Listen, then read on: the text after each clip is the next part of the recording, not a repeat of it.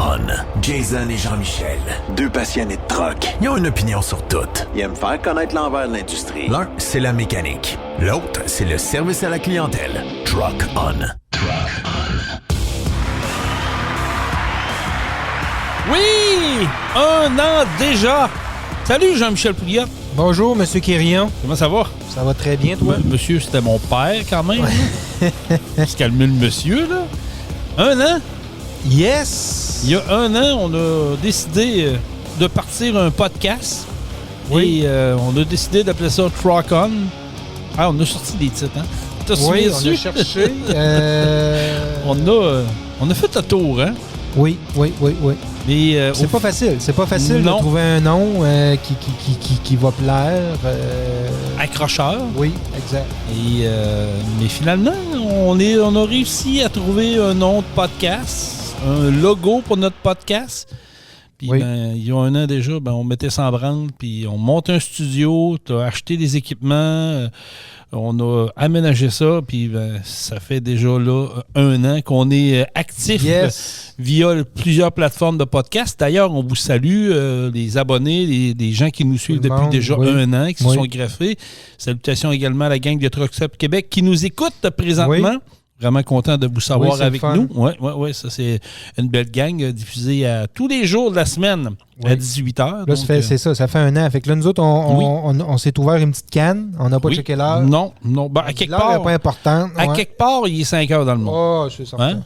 Faut pas se stresser avec ça. On est vendredi. Il faut aller fêter ça. Exact. Puis on est vraiment content. Pour vrai, on a une belle progression. Puis, tu sais, pour être d'accord avec moi, Jean-Michel, on a parti ça de rien avec... Écoute, comment je te disais ça? Pas d'attente. On a fait ça pour s'amuser. Exactement. On fait ça pour s'amuser. On a du fun. Puis à la base, c'est ça.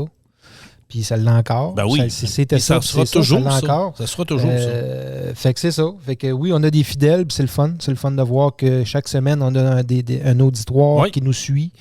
C'est encourageant. Puis, ce que j'aime, c'est que les gens sont interactifs avec nous autres. C'est qu'ils vont communiquer via diverses plateformes. Ça peut être directement sur la page Facebook de Truck On, via le Messenger, sur notre page personnelle à toi ou à moi, sur la page de Pro Diesel, parce qu'il faut comprendre que Truck On est présenté par Pro Diesel, Bellechasse-Rive-Sud, la référence dans la mécanique des véhicules au Québec. C'est nous autres, ça.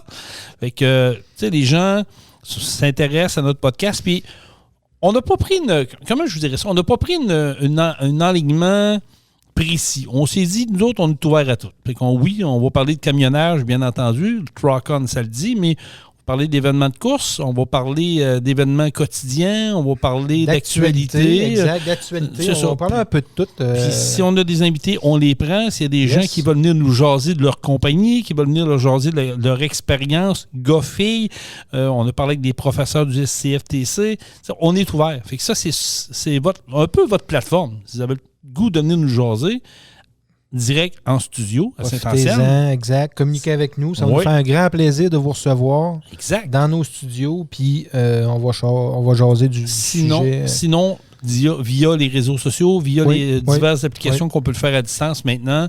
On a même un petit logiciel que Benoît m'a fait découvrir. Là, fait que c'est comme si vous seriez en studio, si vous êtes équipé de moindrement à la maison. Fait qu'on peut le faire. Fait qu'hésitez pas à communiquer avec nous, ça va nous faire plaisir. Puis on l'a fait dans la dernière année. On a eu des gens, on a eu des jeunes, on a eu des passionnés de transport. On a Nicolas qui vient nous voir à l'occasion, qui est un habitué. D'ailleurs, on doit être à eux. On serait dû une chronique avec Nicolas. Exactement. Il n'était pas disponible aujourd'hui. C'est ça. Je l'ai poké un matin.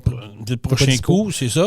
On a eu Andréane Auger la semaine dernière. D'ailleurs, on les félicite. Bel événement samedi dernier du côté de Lévis. Ça a été vraiment une belle réussite. Beaucoup de monde, bel achalandage. Fait que bravo. Puis ils ont dépassé les objectifs. Fait que c'est tout à leur honneur. Fait que voilà. C'est ça, Truck On. C'est un peu de tout. C'est 2 gars passionnés, 2 tripeux, 2 gars qui aiment parler d'un peu de tout. Ça le dit dans notre intro. Puis on va continuer à faire ça, puis on va continuer à être essayer de vous divertir, mais d'être à l'écoute de vous autres. Des fois, vous avez des sujets passionnés. Des fois, on ne connaît pas tout, hein? Non, c'est certain. On ne va pas tout passer, puis l'industrie du camionnage, c'est large. Effectivement, oui, on parle de compagnie de transport, mais c'est peut-être d'un transport qui est peu connu. Tu sais, moi, j'aurais aimé ça qu'on parle éventuellement avec du monde qui font du forestier, là, qui font du hors-norme dans le bois profond, là, avec des planétaires. Là. C'est un méchant métier, ça. Ça, là, c'est certain. Il faut être cow-boy un peu. Là, de ce qu'on voit, on voit des vidéos circuler sur Internet qui sont assez impressionnantes. C'est quelque chose. Ou les remorqueurs, même les remorqueurs, il y en a beaucoup qu'on connaît. C'est des métiers de passion. C'est des jobs de passionnés. Donc, oui, si vous êtes propriétaire, employé, vous êtes un passionné, ben écrivez-nous, puis on va se fixer un rendez-vous, puis ça va nous faire plaisir. Jean-Michel, ça fait déjà l'été tire à sa fin. Écoute, au moment qu'on enregistre ce podcast, il va rester 5-6 jours avant qu'on tombe dans l'automne. Ben, c'est décourageant, parce que là, c'est ça. T'es découragé? Un petit peu.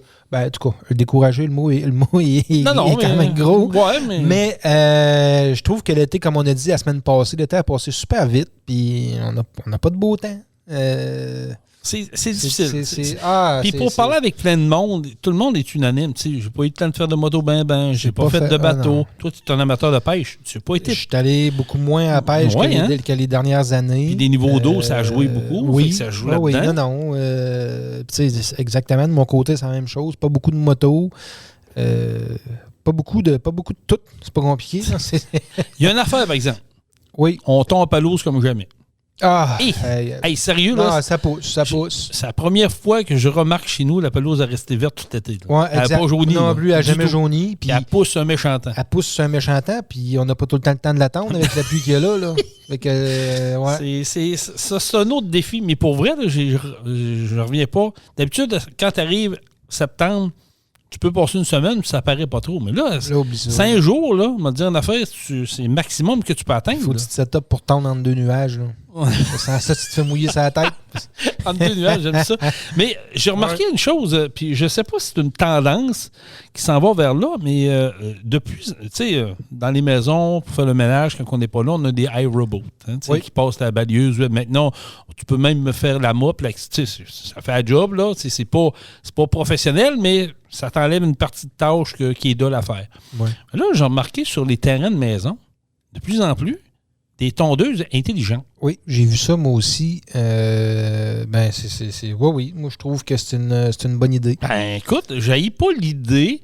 C'est sûr que si tu as un terrain de 300 par 300, ça va peut-être prendre 2 semaines avant qu'il fasse le tour. Là. Ouais, mais en tout cas, j'ai déjà lu un petit peu là-dessus. Puis il y a différents modèles pour différentes superficies de terrain. Possiblement. Puis, c'est quand même dispendieux aussi, on se le cachera pas. Là. C'est sûr. Ça joue entre 3 et 5 000. Fait que c'est quand même dispendieux. Okay. Mais il y a un énorme gain en temps. Tu peux la programmer pour la faire passer de nuit, ça fait pas de bruit, rien. Non, c'est ça, c'est sa batterie. Ça promène la nuit, exact. C'est ta batterie, fait qu'il n'y a pas de trouble avec ça. Mais je trouve l'idée bonne. Comme tu dis, tu sais, manque de temps. À un moment donné, là, tu cours, puis tu tondes la pelouse. Moi, j'aime ça. J'ai un tracteur, puis je m'amuse. C'est niaiseux, vous allez me dire, mais j'aime ça. Mais des fois, une affaire de même, tu te casses pas la tête, ta pelouse est tout le temps bien égale tout le temps. Ouais, c'est sûr. La bébelle, je pense qu'elle s'en va se replacer sa charge quand elle baisse de niveau. Oui. Elle se recharge puis elle repart après. Elle décolle après. Fait que beau temps, mauvais temps, elle fait sa job. Oui. Tu l'entends pas chialer. Pas de gaz, pas de taponnage, pas de je vais aller faire la pelouse. Mais en tout cas, moi, j'haïs pas ça quand même, faire la pelouse. J'haïs pas l'idée. Mais à 3 000 ou 5 000 c'est quand même dispendieux. Là. C'est sûr qu'il faut que tu calcules. Mettons, tu veux t'acheter un tracteur à pelouse. Maintenant, un bon tracteur, c'est quoi? Une coupe de mille. Une coupe de mille en partant, d'essence, tout ça. Fait que, je sais pas. L'idée est bonne. L'idée est quand même pas pire. Je pense que peut-être qu'on s'en va graduellement vers là. Ça peut être des alternatives. Mais, comme je dis, moi, j'aime ça. Ouais. Moi, sauter sur mon petit tracteur, là, je suis comme un gamin qui embarque là-dessus. Tu pognes ton petit voisin puis tu le payes qui vient de faire la pelouse chez vous. C'est un autre... Oui. Ben, je l'ai fait quand j'étais jeune. Oui, c'est sûr que quand tu es jeune, c'est de l'argent de poche. C'est le fun. Tu te casses pas la tête ou non plus. Tu dis, ça va être fait. Le jeune est content. Tu lui donnes un petit 20$, puis il est heureux. Soit qu'il met ça dans sa banque ou peu importe. Là, mais... Ouais, exact. Mais non, c'est ça. Avec une drôle d'été. Bizarre d'été. Puis, en tout cas, je sais pas ce que l'automne nous réserve. D'ailleurs, au moment qu'on tape le podcast, il y a une tempête qui s'en vient du côté... oui, mais ça arrive 15 ça. On ne l'aura pas ici au Québec. Ça va être plus en fin de semaine du côté de la Gaspésie, dans ces coins-là, là, que ça va toucher terre. Là. C'est l'ouragan Lee, je crois. Puis, écoute, ici, on dit que ça va être plus nuageux samedi, plus venteux, mais il ne devrait pas avoir trop de pluie rattachée à ça.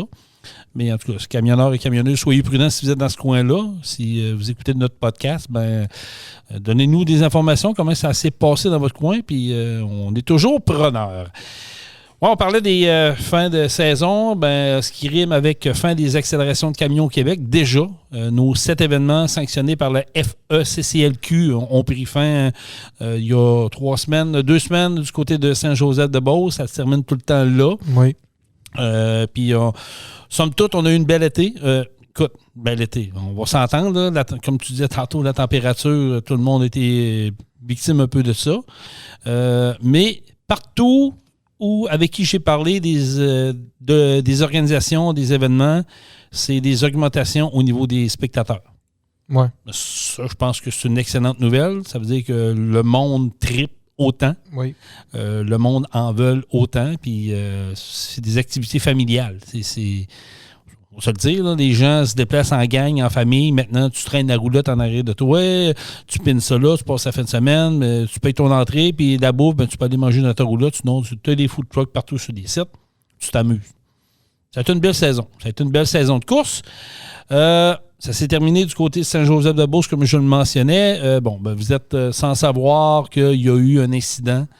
Fâcheux incident le dimanche matin à la 3e course.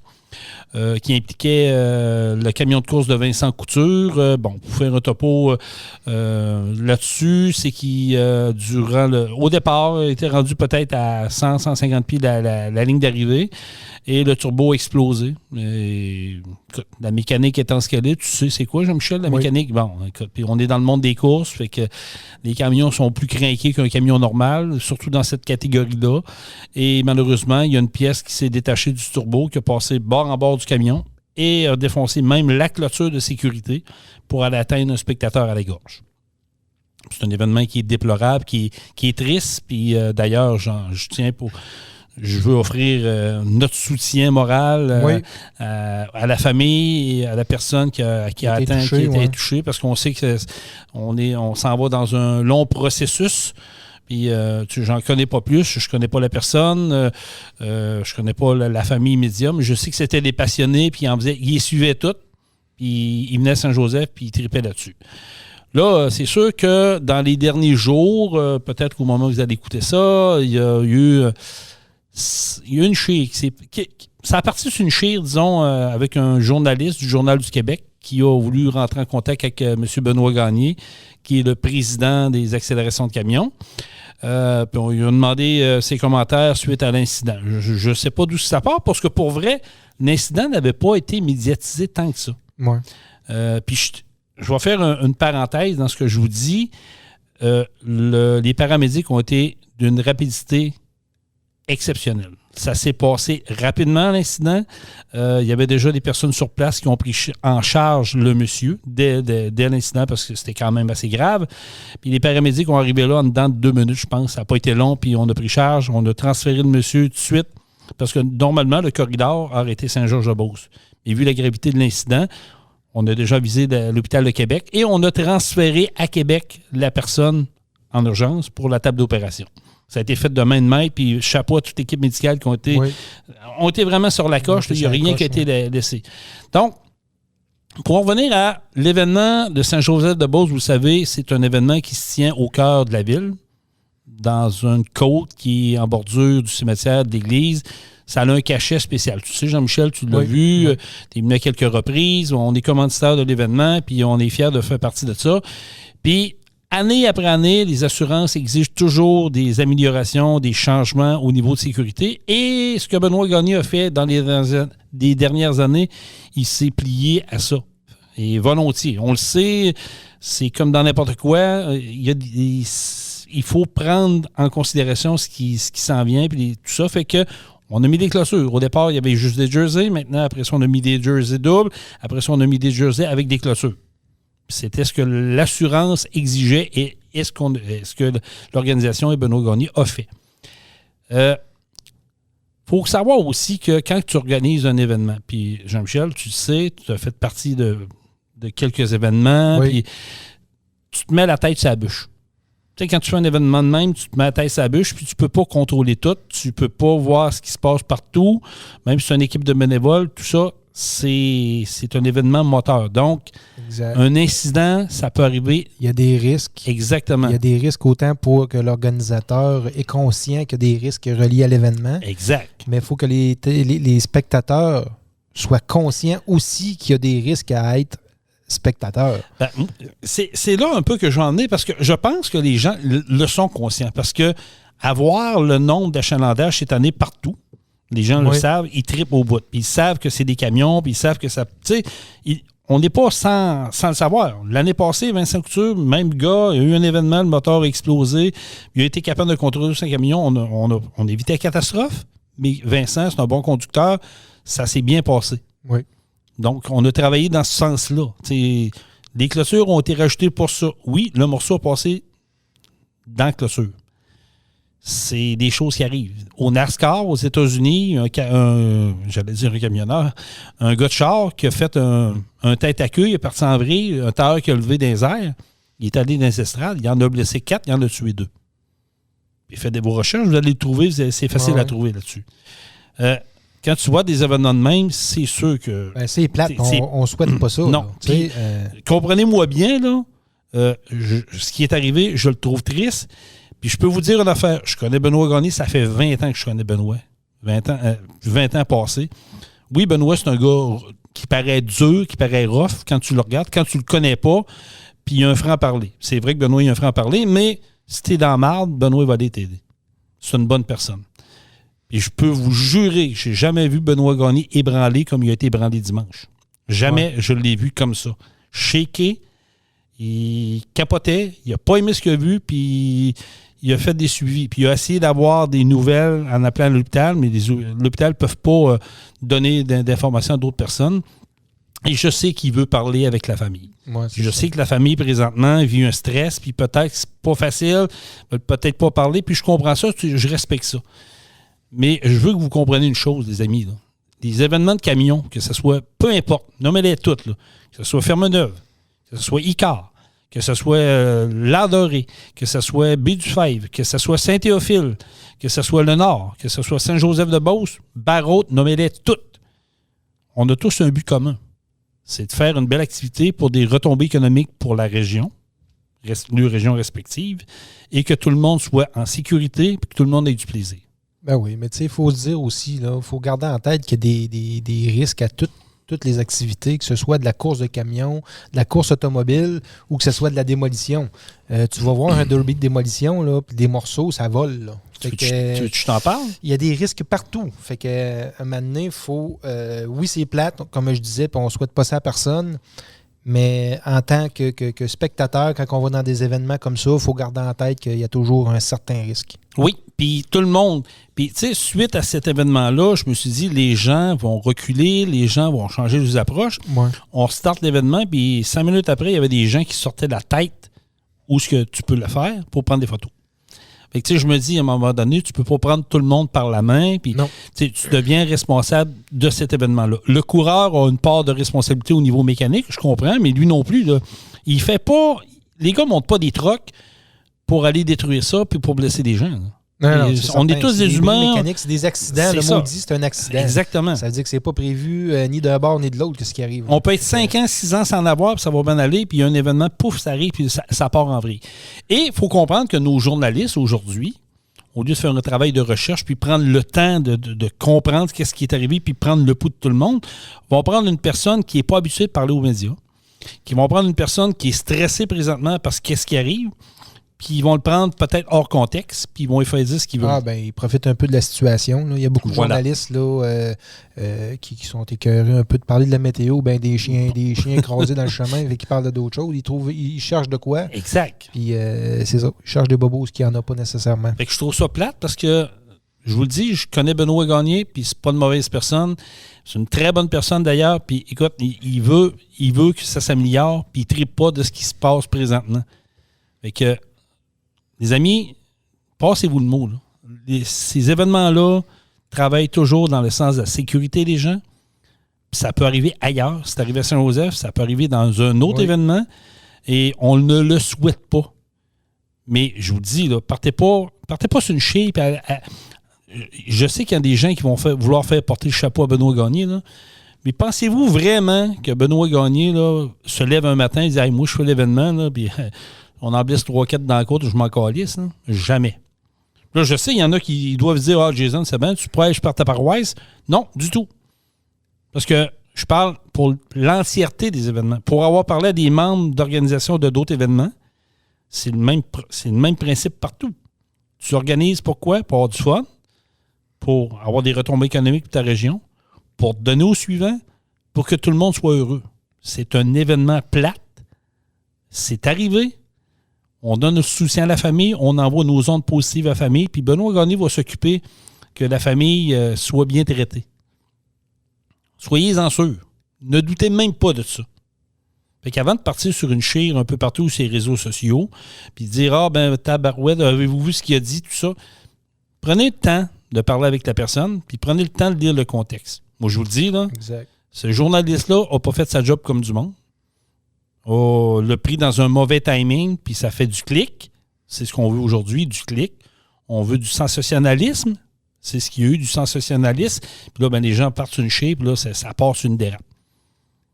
Puis je vous le dis, là, je ne le défends pas. Je vous dis juste les faits tels qu'ils sont. Puis je ne veux pas que les événements arrêtent à cause d'un événement de même, mais c'est sûr et certain qu'ils vont être mis sur la sellette pour la prochaine année. On est conscient de ça, là. C'est clair, net et précis. Là. Mais on ne le souhaite pas.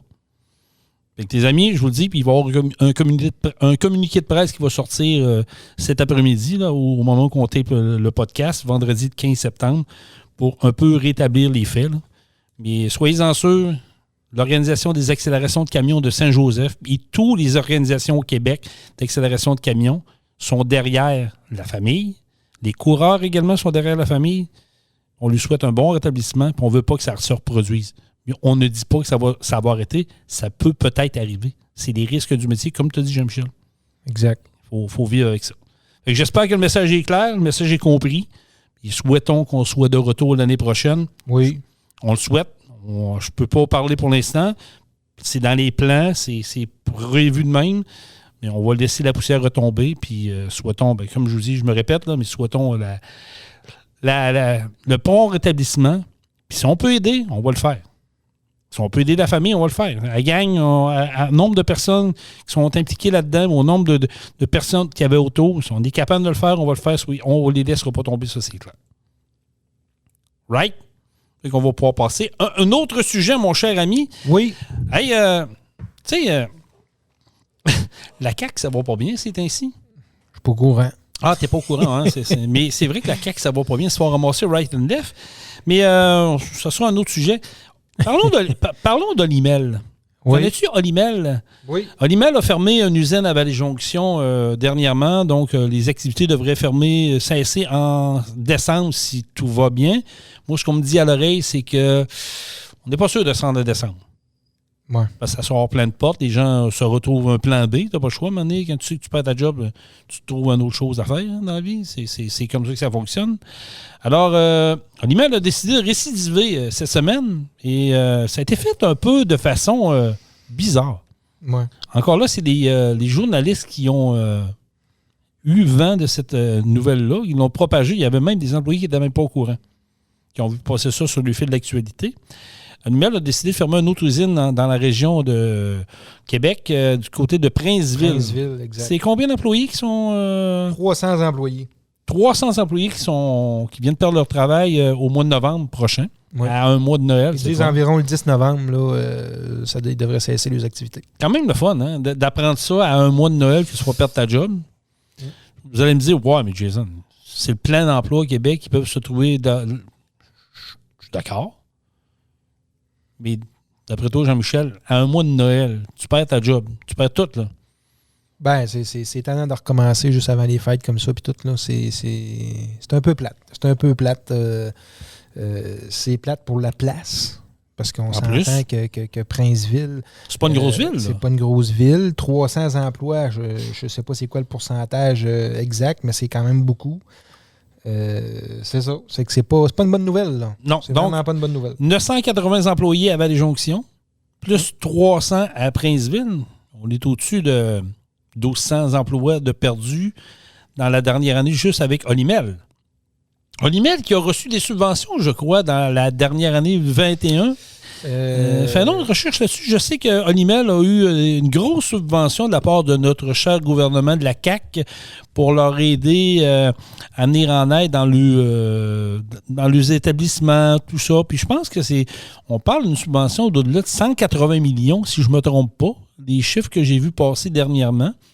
Je vois ici 150 millions. 150 millions, bon, mais c'est peut-être ça, 150 millions. Ouais. C'est 150 millions de subventions que le gouvernement Legault a donné à Olimel. En 2021, c'est ça? Yes, en 2021. On est en quoi, là? Là, on se questionne justement, est-ce que c'était la bonne chose à faire? Parce qu'en réalité, le gouvernement québécois investit de nos argents à nous. Là. Oui. On s'entend là, que c'est pas l'argent. On est d'accord. C'est pas l'argent à M. Legault, c'est la nôtre. 150 millions dans une entreprise d'ici, puis finalement, 2 ans après, coupe des emplois comme ça. On se demande où ce qui est rendu, ce 150 millions-là. C'est bizarre parce que, tu sais, quand tu demandes une subvention, c'est soit que tu as un projet, soit que tu veux... Puis on n'a pas arrêté de manger de poulet, là, à ce que je sache. Là. Non, ni du porc. Fait que, tu sais, maintenant, en tout cas, on n'est pas au courant de tout du dossier. On n'a pas le dossier en avant de nous, mais il y a de quoi à s'interroger. On peut se poser une question? Oui. On peut se poser la question. Ils ont fait de quoi avec cet argent-là? Ils l'ont-tu investi ailleurs? Parce que vous savez que l'Imel n'a pas eu des usines au Québec. Là. Non, ben là, ils en ferment une à Paris aussi, ça a l'air. Où? Paris. Paris? Yes. Paris-Ville, tu veux dire? Non, ça me marque, moi, Paris. Paris, ils ont l'Imel. Puis en Ontario. L'Imel n'ont pas d'usine en Paris, là. Ça me surprendrait en tabarouette. C'est ce qu'ils disent ici. En France? Ferme une usine à Paris et en Ontario. En Ontario aussi. Donc, je ne sais pas ce qui se passe avec cette compagnie-là qui avait le vent dans les voiles jadis, qui ont été des leaders, un certain moment, ont été des leaders dans la matière. Il faut le donner. Là. Il y a un moment, il y avait le vent dans les voiles, puis ça allait bien, puis ils surfaient, puis il y avait des porcheries, puis ils ont acheté tout. Ils ont même acheté des salaisons. Je sais qu'ici, dans le coin Saint-Henri, ça nous appartient, la salaison Lafleur qui est là, mais ça appartient à Olimel, tout ça. Mais là... il y a eu un revirement de situation. Je sais que l'histoire de la Chine les a secoués, la pandémie les a secoués, peut-être. Je veux juste démêler ça. Ouais, on parlait de Paris, là, c'est une ville de l'Ontario. Ah, OK. Paris-Ontario. Il ne faut pas se tromper, exact, c'est Paris en Ontario. OK, donc, mais quand même. C'est-à-dire que là, on ferme des usines à répétition. Qu'est-ce qui se passe? Il y a de quoi se poser des questions. Tu sais, je sais que l'usine de Vallée-Jonction, puis je vous le dis, j'ai déjà travaillé là. Fait que je suis au courant quelques dossiers là-bas. L'usine de Vallée-Jonction, il y avait des beaux projets parce qu'on est en train de refaire le chemin de fer dans ce coin-là. On fait un pont flambant neuf puis on devait faire un débarcadère là pour des wagons congelés pour justement transférer la viande par wagon. Ouais. Puis là, ils ont commencé le projet du pont, mais là, l'usine ferme. Ça fait bizarre un peu. Là. Puis le gouvernement devrait-tu intervenir dans des situations comme ça en sachant qu'ils ont investi 150 millions dans une entreprise qui génère beaucoup d'emplois là, au Québec, puis que finalement, 2 ans après, se mettent à fermer des usines, puis à couper ces emplois-là, puis automatiquement à couper la production, c'est clair, là. Fait qu'ils peuvent-tu poser des questions? Ils peuvent-tu... moi, je pense que oui, mais bon, je comprends pas. Ils le feront pas. Mais je vais te poser une question, Jean-Michel. Puis je trouve ton point intéressant, puis ça me rouvre la porte à quelque chose. Au Québec, je pense qu'on est les rois et maîtres, les champions du monde des subventions. Je pense que le gouvernement est fort à donner du subvention. En donne beaucoup. Oui, mais en donne beaucoup pour les grandes entreprises. Oui, c'est ça, je te dis. C'est des grosses entreprises. Parce que les PME, les petites moyennes entreprises, n'ont pas tant. Zéro. Il y a zéro rien. C'est travail puis organise-toi. Exact. Mais les grosses entreprises comme Olimel, entre autres, ont des subventions pour on ne sait pas trop quoi. C'est-tu pour améliorer une usine, le traitement des eaux, conserver des emplois? On ne le sait pas trop, là, puis peut-être qu'on peut le trouver à force de chercher, mais moi, c'est ça que je trouve bizarre au Québec. Que le gouvernement te donne une subvention, on devrait te donner tant de temps pour la rembourser. Il doit y avoir des comptes à rendre, là, je peux pas croire. Là. Ils ne lui ont pas prêté 500$. Là. C'est 150 millions. C'est d'argent. J'imagine qu'il y a des comptes à rendre puis en tout cas, ils ont des devoirs à faire à quelque part s'ils ne sont pas au courant de rien. Là. Oui, mais qui pose des questions? Je veux dire, est-ce que le député de la place s'est levé et il dit, là, à un moment donné, ça marche? C'est dans la Beauce, là, on n'a pas entendu trop notre député Luc Provençal s'est levé et fait un point sur la table. Il dit, hey, wow, minute, on vous a donné de l'argent. Là. Vous avez fait quoi avec? Là? Vous faites quoi pour la municipalité de Vallée-Jonction qui va perdre 980 employés? Hey, c'est catastrophique pour eux autres. Oui, puis à l'envers, si on veut parler un petit peu de ça, là, on regarde Air Transat. Transat a reçu une subvention de 100 millions du fédéral. Cette année, ils ont eu de la misère là, en 2021. Avec la pandémie, bien sûr. C'est bon, c'est ça. Ils ont eu une couple d'années, un tas de bain de vaches maigres, comme on dit. Là. Mais là, cette année, ils disent qu'ils ont 57 millions. Profit de 57 millions cette année. Est-ce qu'ils leur donnent au fédéral? C'est ça. Est-ce qu'ils peuvent en remettre une partie dans nos poches? Ou ils disent merci beaucoup pour votre cadeau de 100 millions. Puis 2 ans après, on fait 57 millions de profits, puis c'est tout. Là. Tu vois, ça m'amène un autre raisonnement, puis là, on fait du coq à l'âne un peu, mais on va revenir à notre dossier tantôt. Souvenez-vous, durant la pandémie, les restaurateurs, Rove Farm, à un moment donné, ils ont sorti un programme, ils ont dit aux restaurateurs, voilà, on vous donne, je pense, c'est 20 ou 25 000 piastres en prêt pour vous sortir de la tête de l'eau. Puis un autre programme pour votre bâtisse, puis un autre. En tout cas, il y a des restaurants qui ont eu de l'argent beaucoup.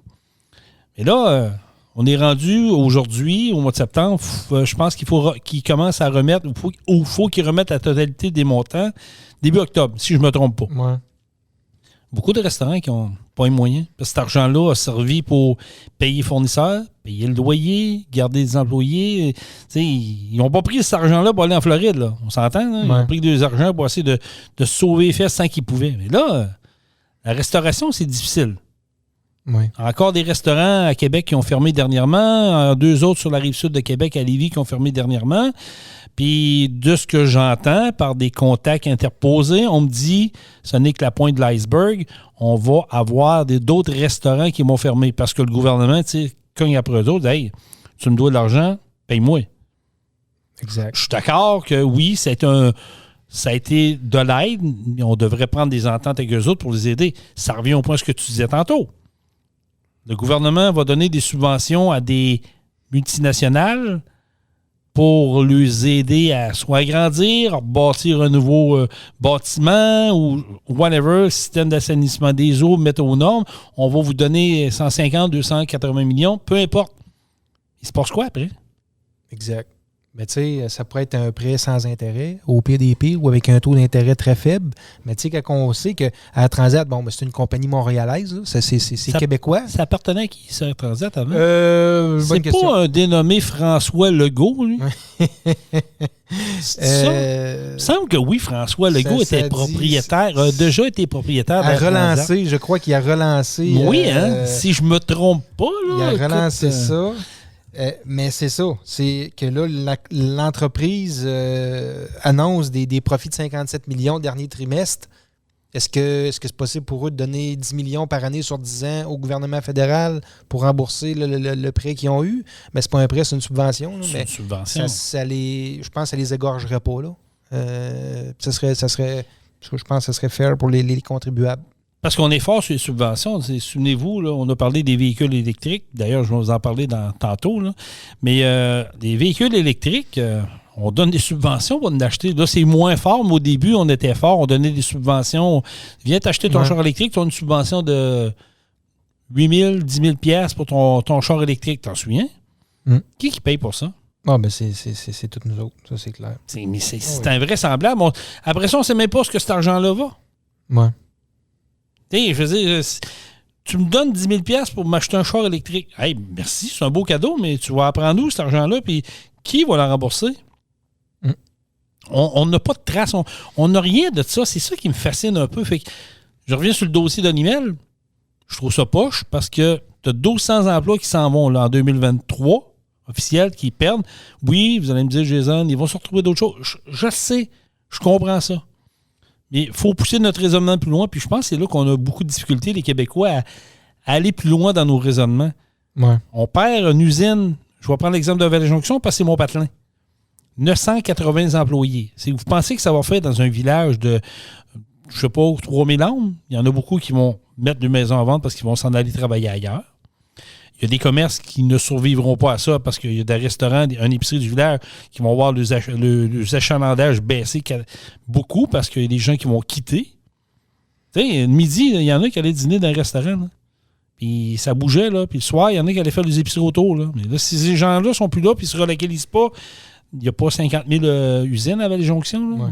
Il y en a autour, mais ils vont s'en aller ailleurs. Là. S'ils s'en vont dans le coin de Saint-Georges-de-Beauce, c'est Saint-Georges qui va rattraper ce domaine-là.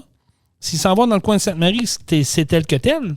Mais s'ils s'en vont dans le coin de Thetford ou s'ils s'en vont dans le coin de Québec, Lévis, ça arrive sud, Némite, Bellechasse, tu repères cet argent-là, tu ne retrouveras pas. Là. Non. Est-ce que le gouvernement va prendre 180 millions qu'il a donné à l'immeuble et il va leur donner à la municipalité de Vallée-Jonction en dédommagement? La réponse est non. C'est triste un peu. C'est comme nos artistes québécois. Là.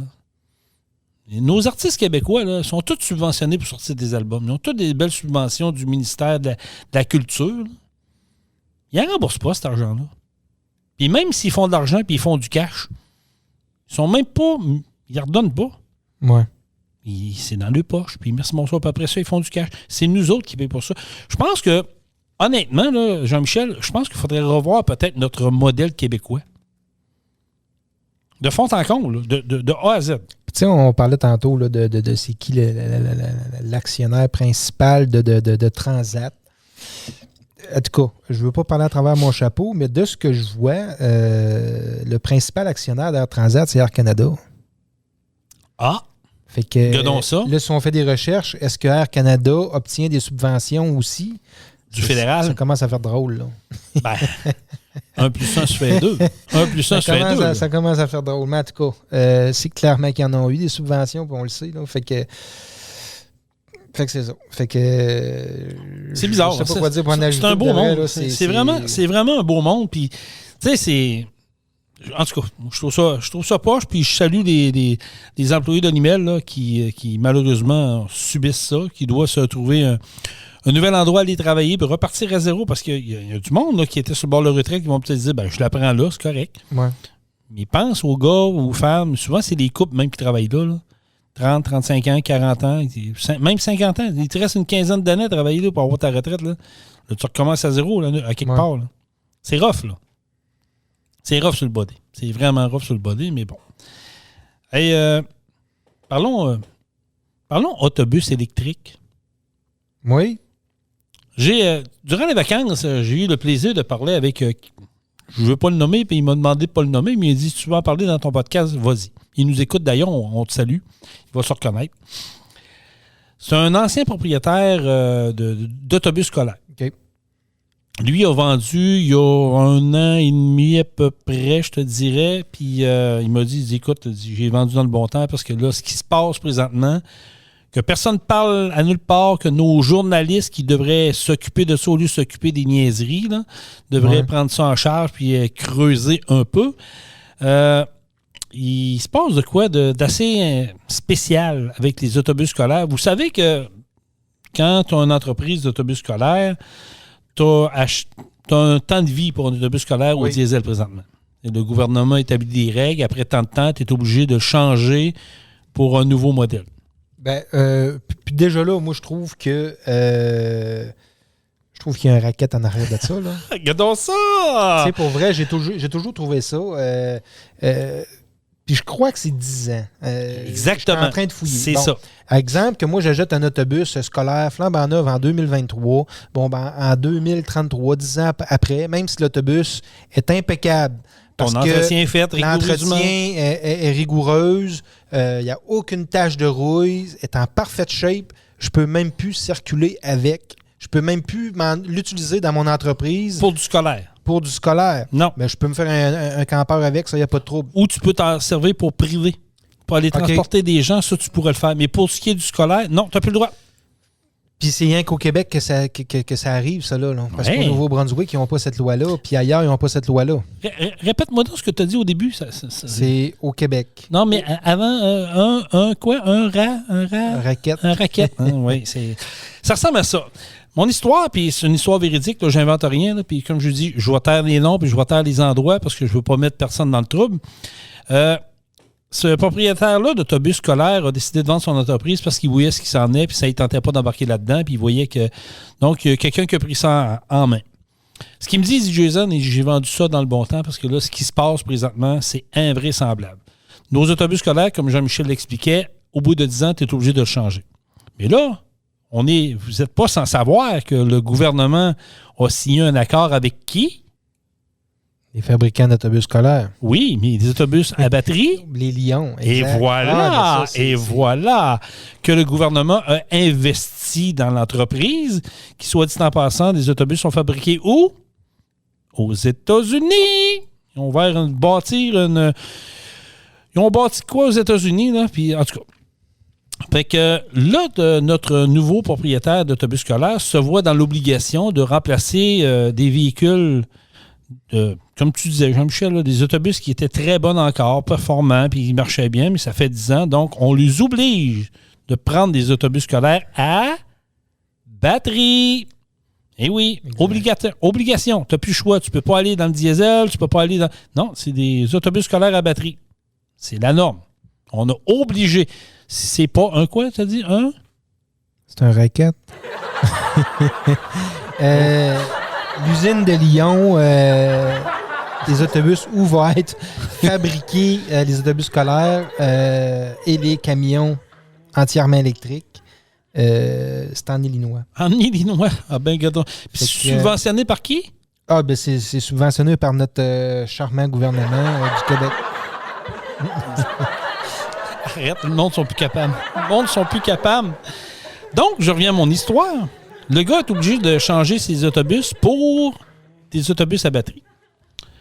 Pour mettre dans le contexte, cette entreprise est en région. Quand tu es en région, il faut que tu comprennes que des fois, tu peux être dans des endroits plus escarpés, montagneux, des rangs, des longues routes, plus loin de l'école, ta polyvalente n'est pas à côté de toi, puis tu vas chercher du monde d'un rang, puis tout ça. Nous autres, au Québec, on a plusieurs saisons, hein? Tu peux-tu me les nommer, Jean-Michel, les 4 saisons qu'on a au Québec? 4 saisons. Oui, Moi, je débute ça avec l'été. J'aime ça l'été. Oui. On va aller l'été, l'automne, l'hiver et le printemps. Disons que l'hiver, c'est quand même une saison ici au Québec, même s'il y en a qui disent qu'il n'y aura plus d'hiver bientôt au Québec. Là. Ouais. Donc, l'hiver, c'est une saison qui est quand même très importante au Québec parce qu'elle commence quelque part au mois de novembre puis elle finit quelque part fin avril. Fait que c'est quand même difficile.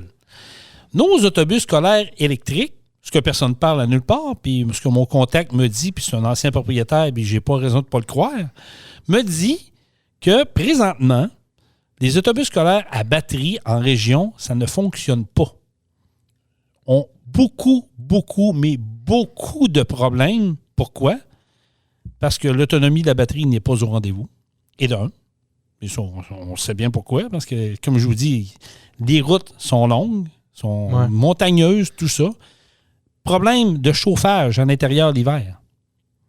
Nos autobus, là, ils ne roulent pas l'été ici. C'est des autobus qui roulent l'hiver, l'automne puis le printemps, comme Jean-Michel a dit. Mais tu sais, en tout cas, je vais te laisser finir. Mais le gars me dit, écoute, là on n'a pas de chauffage d'hiver. Fait que là, tu es obligé de rouler, pas de chauffage, des jeunes habillés, des vitres givrées. Tu arrives dans le fond d'un rang, tu regardes d'autonomie de batterie, il te reste 12 % d'autonomie de batterie. Il faut que tu reviennes. Tu fais quoi? Oui, mais ça n'a pas de sens. Tu sais, veux pas en région ici, là, le parcours d'un autobus scolaire pour aller chercher le même nombre d'enfants qu'en ville. Ça veut dire que s'il va chercher 40 enfants le matin, il va faire beaucoup plus de kilométrage en banlieue qu'en ville. Mais fait que c'est sûr que l'autonomie de la batterie en banlieue, c'est pas adéquat. OK, mais je suis dans le raisonnement, je suis d'accord, mais je vais te la poser la question. Pourquoi qu'on oblige ça? Pourquoi qu'on n'ait pas été capable de dire, ben, regarde, en région, là, on n'est pas prêt encore. On va vous permettre d'acheter encore des autobus au gaz. Ben là, moi, je vais te le dire pourquoi. Parce que le gouvernement a donné 100 millions à Lyon. Ah!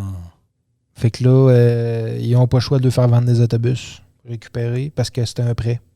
C'est pas une subvention, c'est un prêt de 100 millions. Fait que s'ils veulent récupérer puis s'assurer que la compagnie soit rentable et soit capable de récupérer son argent, ben là, ils font payer les petites entreprises pour ce prêt-là. En réalité, c'est ça. On appelle ça un racket. Un racket, voilà. Un racket, encore une fois. Même principe. Mais là, ça va plus loin que ça. Ben moi, je trouve ça correct que le gouvernement veuille récupérer leurs 100 millions. Le problème est que c'est la façon qu'ils le font. Il est là le problème. Oui, mais Jean-Michel, c'est parce que un autobus scolaire électrique, quand tu n'as pas grand millage à faire autour, je peux être d'accord. Mais tu sais, on a un hiver au Québec pour au moins que tu aies du chauffage. Oui. Il faut que tu aies une bonne autonomie. L'autre aspect que les gens ignorent présentement, c'est que tu es obligé de t'acheter un container. Écoutez bien ça, là. Ça m'a été raconté. Là. J'invente rien. Là. La compagnie d'autobus scolaire qui va avoir des autobus électriques maintenant doit s'acheter un container avec des convertisseurs de courant à l'intérieur parce que c'est pas le même courant avec le système d'Hydro-Québec. Donc, il faut avoir des phases pour virer ça à l'envers. C'est la compagnie d'autobus qui doit le payer, de défrayer de ses poches. C'est arrivé à Laval, je sais pas si tu peux le trouver, là, je sais pas comment le taguer sur Google. C'est arrivé à Laval l'année passée, il y a 2 ans, une compagnie d'autobus scolaires qui a fait ce que le gouvernement oblige, c'est-à-dire acheter des autobus électriques, acheter un conteneur, mais il y a eu un problème avec Hydro-Québec. Ils ont fait sauter le système d'Hydro-Québec dans ce coin-là. Là, tout le monde se lance la balle. Est-ce que c'est Hydro qui paye? Est-ce que c'est la compagnie de transport? Hydro revient contre la compagnie de transport. La compagnie de transport revient contre Hydro-Québec. Là, le chiard est pris, la guerre est prise là-dedans. C'est une autre affaire que personne n'est au courant de celle-là. Ouais. Mais chaque compagnie d'autobus scolaire qui va avoir de plus en plus d'autobus électriques va devoir convertir son courant pour ramener une phase de plus pour être capable de charger tous ces autobus. Parce que là, tu n'en auras pas rien que 2. Oui, en région, peut-être bien que tu as 2-3 autobus scolaires. Mais si je prends exemple comme à Sainte-Marie-de-Beauce, eux autres, Landry, ils ont peut-être une trentaine d'autobus scolaires. Ouais. Tu peux pas bloquer ça sur le 110 partout, là. Moi, je suis pas contre l'histoire des autos électriques puis des autobus scolaires électriques puis tout le tralala, là. Sauf que, de ce qu'on s'aperçoit, c'est que là, on dirait qu'ils veulent mettre la charrue en avant du bœuf parce qu'ils veulent obliger les gens tranquillement pas vite à avoir des autos électriques, des autobus électriques. Mais en réalité, le système québécois n'est pas encore prêt. Hydro-Québec n'est pas prêt à ça. On le voit clairement qu'Hydro-Québec, puis ils l'ont dit eux-mêmes, si tout le monde a un auto électrique demain matin, on n'est même pas capable de fournir en courant. Oui, mais pourquoi d'abord ils nous forcent? Ils disent qu'en 2030, exactement, 2035... c'est pour ça que je comprends pas, moi. Avant de forcer les gens, voulez-vous vous assurer que votre réseau est capable de fournir? Êtes-vous capable de vous assurer que tout est adéquat et correct pour l'hiver québécois puis tout. Mais à qui on a promis de l'argent? À qui on a fait des belles promesses? Je veux dire, à un moment donné, là, il faut qu'il y ait un travail d'enquête. Il y a de la corruption là-dedans encore. Il y a eu de la corruption dans le temps de la construction. On a fait une enquête. Puis, mais il n'y en aura pas d'enquête. Pourquoi? Parce que c'est vert et ça paraît bien. Fait que peu importe qui va être à la tête du gouvernement. Que j'aime ça, ce que tu as dit. Répète-le tranquillement. Répète ça tranquillement. Écoutez, là. C'est vert et ça paraît bien. Fait que peu importe qui va tomber à la tête du gouvernement, ils vont embarquer dans cette vague-là parce que, exactement comme on disait, ça paraît bien. Le tout électrique, l'environnement, c'est vert, ça paraît bien. On ne pose pas de questions au nom de la planète. Exact. Ah, si, je suis tanné de ça. Hein. Ouais. Et Jean-Michel, ça n'a pas de crise de bon sens. Sérieux, là. Oh, mais il n'y a rien à faire. Là. C'est une vague. Arrête, dis-moi pas ça. Il n'y a pas grand-chose à faire. Pour de vrai. Puis, tu sais, il pourrait couper à bien d'autres places que dans les autos. Là. Ben oui, on est tous d'accord.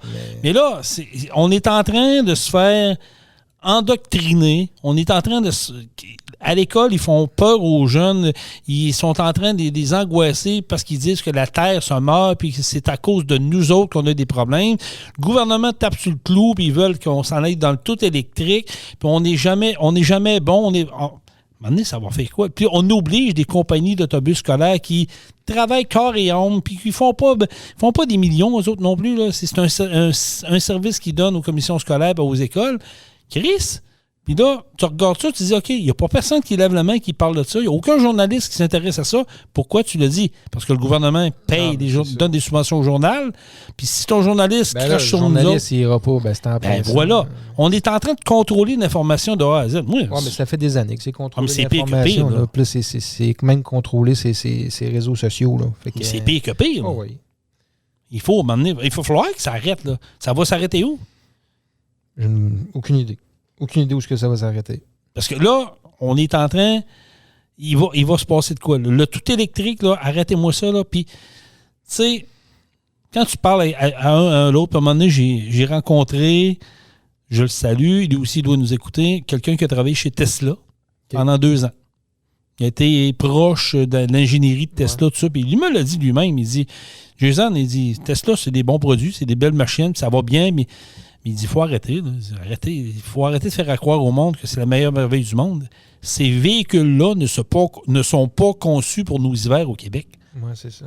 Il dit, les batteries, les câbles, tout ça, qu'est-ce qui est en dessous, qui roule dans la neige, dans le gadou, dans la boîte, dans le ciel. Oubliez ça, là.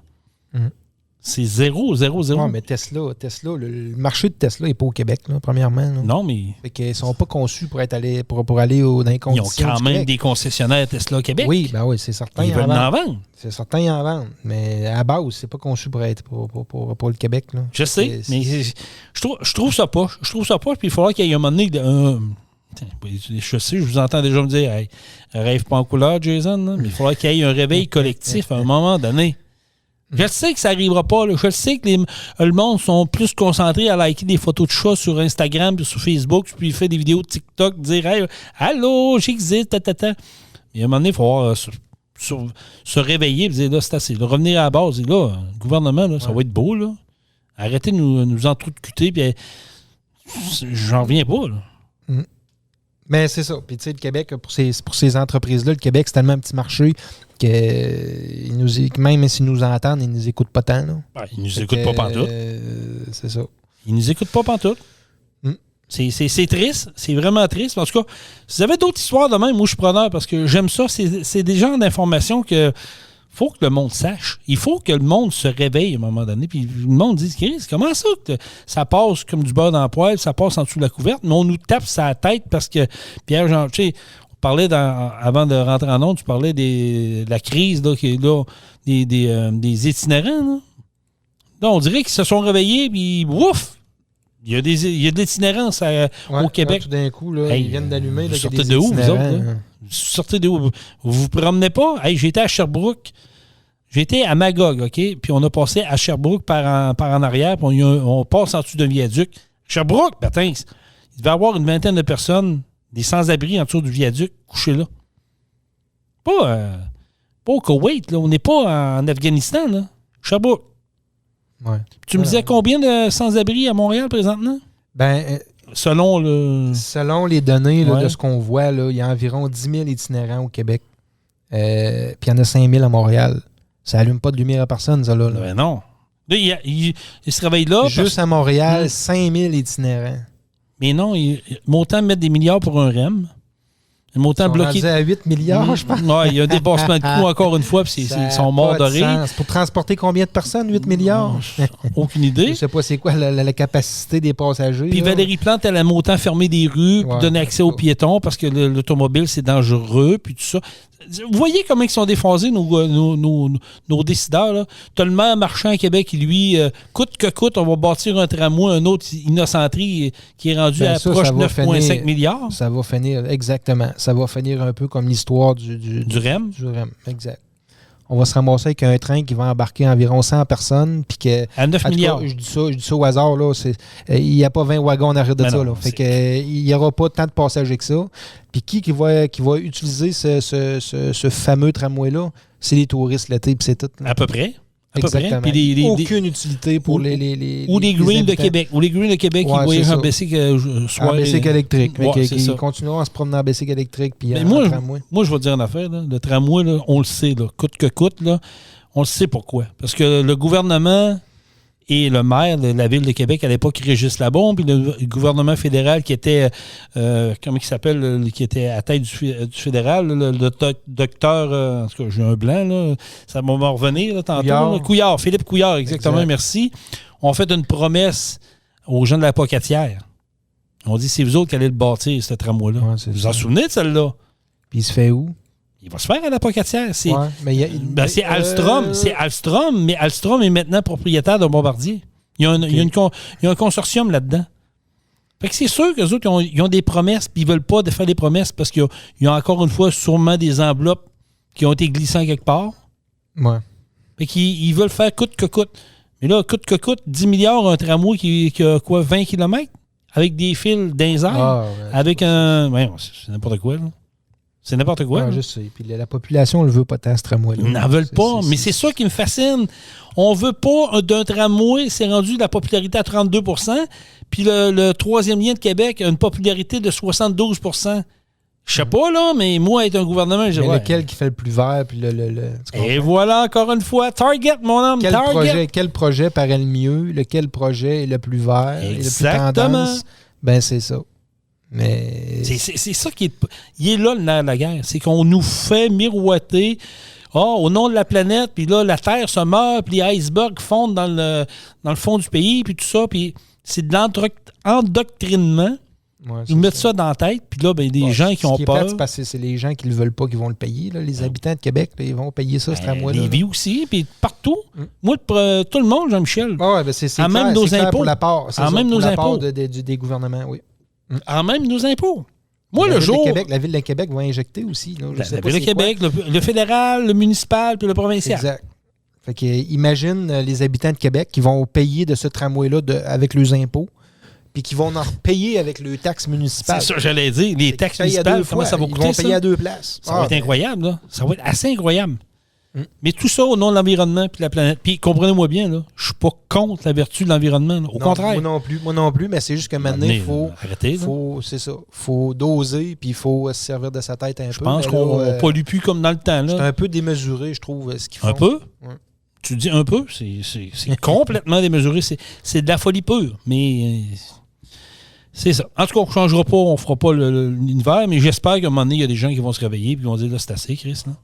Je pense aux compagnies de transport qui s'arrachent cœur et âme pour essayer d'envoyer du monde sur la route et que tu fais de l'argent un peu. Quand tu vois des milliards tomber pour des projets qui n'ont ni queue ni tête, puis t'en as qui s'arrachent le cœur pour essayer de survivre, puis on les ignore. Je ne sais pas. Là, à un moment donné, il y a de quoi qui ne marche pas. Mais bon, ça, c'est mon opinion. Là. Vous n'êtes pas obligés d'être d'accord avec nous autres, mais bon. Non, ben le but, c'est pas de satisfaire tout le monde non plus. Là. C'est impossible. C'est impossible que tout le monde soit d'accord avec nos réflexions. Là. Exactement. Autre chose, mon ami Jean-Michel, que tu voudrais parler? Je te dirais que ça fait pas mal de tours. Hein? Ça fait pas mal de tours. On voulait jaser. Exactement. Ben, on vous invite à nous suivre sur notre page Facebook Truck-On. Faites une recherche Truck-On le podcast. Allez liker notre page. Allez liker la page également de Pro Diesel Bellechasse Rive-Sud. La référence, vous voulez avoir un service impeccable pour votre véhicule lourd diesel, votre flotte de camions, votre pelle mécanique, votre loader, peu importe. C'est la référence prodiesel.ca sur Facebook. Pro Diesel, on est là. Appelez-nous 418-291-1234. Poste 2 pour le service, poste 1 pour les pièces, ou moi, votre représentant. Si vous voulez me voir chez vous, qu'on y aille discuter de plein de choses, on peut vous vendre la pièce également. 581-309-5659, c'est mon cellulaire personnel. Appelez-moi, textez-moi.